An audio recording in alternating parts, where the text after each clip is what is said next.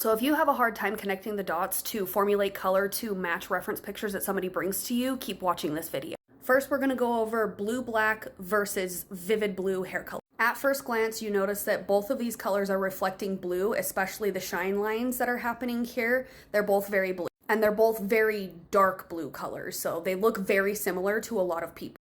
But let's break down what makes these two pictures very different. I've already referenced these little shine lines that are happening in both of these pictures, but the shadow lines is what's going to be different. In this picture here, we can see a shadow of almost like a really dark brown color. It's definitely warmer toned than the blue right next to it in that shine line. This tells me that this color has a background color, meaning this color can be achieved by putting over the top of someone who is already naturally dark without having to lighten or bleach the hair.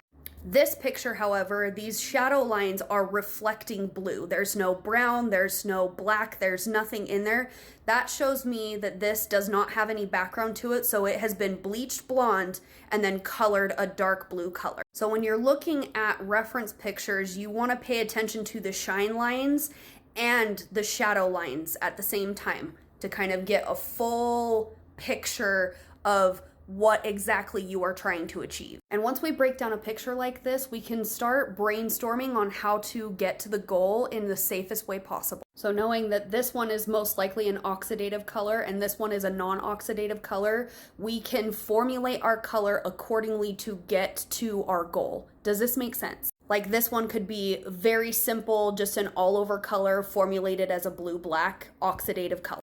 This one would probably be a double process to where you have to lighten all of the hair, pre-tone it again, and then possibly put your vivid blue hair color over the top of it. Just know if you pick this option that is a little bit less damaging on the hair, it is only going to be reflecting blue in direct sunlight. So when you're inside, in the shade, in the shadows, it is going to reflect like these shadow lines that are happening. It's going to look brown, it's going to look black, it's not going to look blue like this one that has the shadow lines reflecting blue when you're in the shade, in the shadows, inside. Now let's check out something a little bit more tricky, something that has highlights or multiple tones going on in the hair, much like this red color that I did a few weeks ago. Now I'm seeing in these shine lines, we've got almost like a cool toned red, and then we also have these brighter coppery orangey pieces in this reference picture. So what that's telling me is that I have two completely different formulas going on the same head of hair. The highlight color is warmer toned than the base / low light color. Seeing these little shadow lines here will tell me that the base color is almost like a red violet brown color. It's not Crayola Arial red.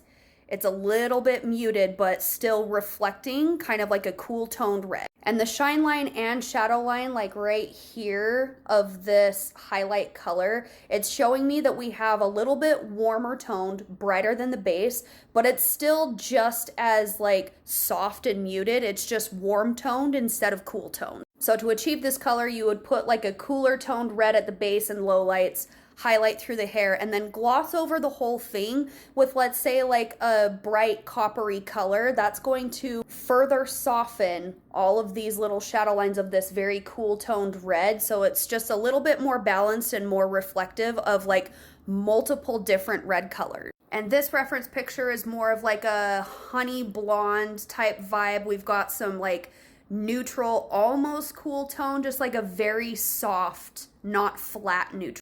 And the highlights are like a really soft golden honey color that you would put over the top in the same vibe as this. Even though both of these pictures look very different as far as like the finished product, these were both achieved with the same technique. The only difference is this one has a red base with copper highlights, and this one has a brown base with honey highlight. Once you get the hang of checking out the shadow lines as well as the shine lines, it's going to be much easier to understand how to achieve specific reference pictures on a head of hair without completely overcomplicating the entire process. But I really hope that these references helped, and happy formulating!